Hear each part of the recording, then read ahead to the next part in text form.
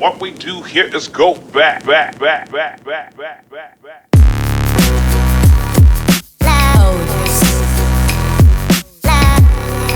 Sophie Rain admitted to everything. Sophie Rain has turned heads for all the wrong reasons, proving that in the world of social media, the line between fame and infamy is razor thin. If you haven't been keeping up, Sophie has made quite the name for herself online, but not without stirring a massive pot of controversy. Her videos have been racking up views, but so have the criticisms. Recently, she admitted to some pretty eye-opening things that have fans and critics alike buzzing. For those living under a rock, Sophie Rain is a content creator whose videos often feature dance routines and suggestive content. Her popularity surged, particularly on platforms like TikTok and YouTube, where she showcases her dance skills, often pushing boundaries with her outfits and the themes of her videos. While many enjoy her energy and creativity, others are raising eyebrows, questioning the appropriateness of her content, especially considering her young audience. Sophie initially gained traction thanks to catchy dance challenges and a playful personality that many viewers found relatable.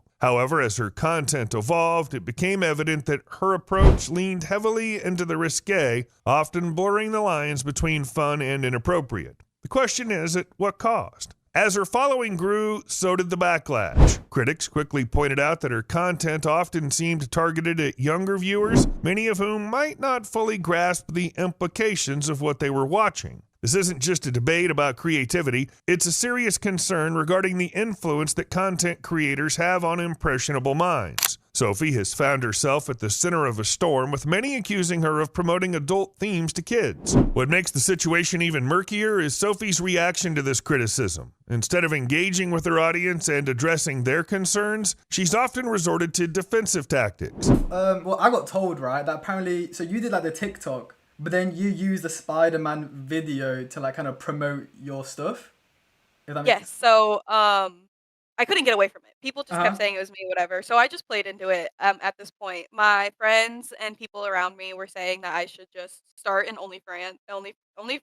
friends, Yep. and, that I should just play into it and use it to my advantage because at this point, what do I have to lose, you know?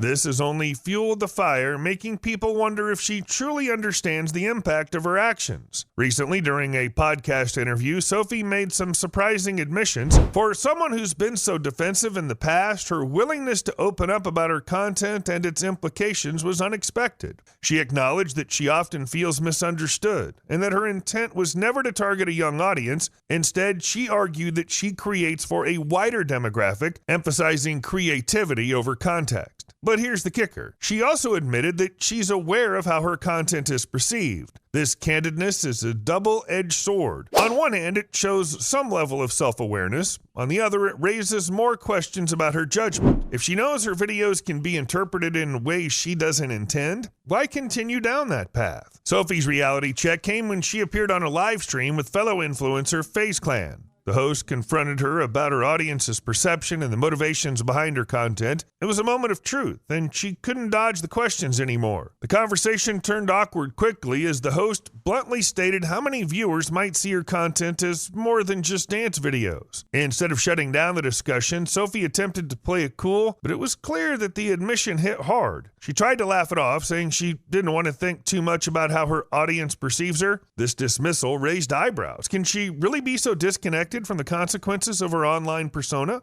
The fallout from Sophie's admission was swift. Critics seized the opportunity to highlight the hypocrisy in her statements. While she claimed to care about her audience, many argued that her content suggests otherwise. The irony isn't lost on anyone. Someone who builds a brand on shock value is now trying to distance herself from the very nature of that brand. What's more, the admission seemed to further alienate her from her supporters. Fans who once celebrated her might now be questioning whether they should continue to support someone who doesn't fully acknowledge the implications of their work. The message she sends is mixed, leading to confusion among her followers. Of course, in today's digital age, nothing stays quiet for long. Social media platforms exploded with reactions to Sophie's admission. Supporters tried to defend her, claiming she deserves a chance to grow and learn from her mistakes. However, the majority of comments leaned toward skepticism. People questioned how she could pivot from being a dance creator to taking responsibility for the content she puts out. Some users went as far as to create memes, poking fun at her attempts to justify her choices. This kind of mockery can be harsh, but it underscores a vital point. Many people simply aren't buying the narrative she's trying to sell. The digital landscape's unforgiving, especially when influencers become embroiled in controversies that touch on societal norms and values.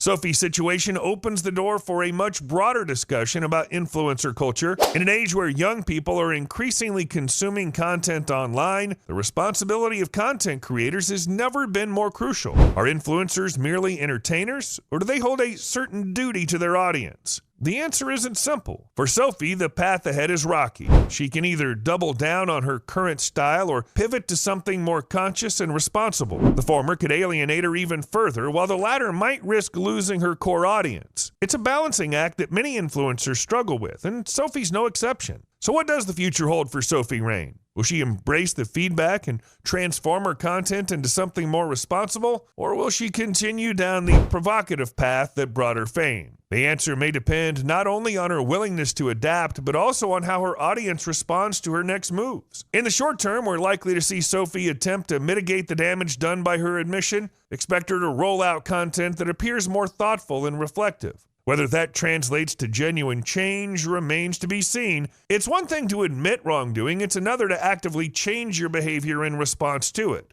In the end, Sophie Rain's story is a real eye-opener for content creators everywhere. Fame and influence come with a set of responsibilities that can't just be brushed aside, kind of like that one dance move that just doesn't land. As she tries to navigate the messy waters of public opinion and personal accountability, everyone's sitting back with their snacks waiting to see what happens next. So what do you think? Can Sophie Rain turn this around, or is she destined to be just another cautionary tale in the world of influencers? Let's keep the conversation going in the comments below. And if you found this commentary insightful, don't forget to like and subscribe for more content like this. Subscribe, motherfucker.